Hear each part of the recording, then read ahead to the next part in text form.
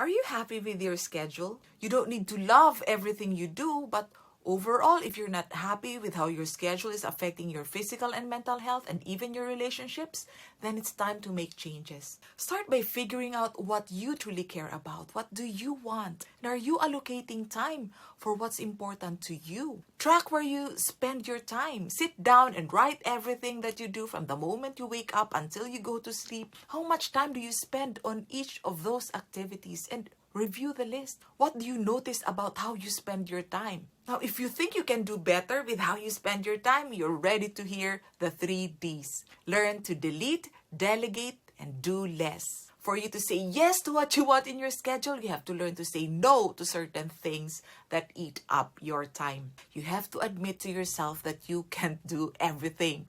So the first D is delete one or more activities. Are there obligations that are not necessary? What's the worst that could happen if you let go of it? Do you have habits that actually don't serve you anymore? The second D is delegate whatever you can. Look at your activities and ask yourself, who else can do this? Could someone else clean the house, cut the grass, or fold the clothes? Could your partner cook on some nights? Could your child set a table? The third D is do less.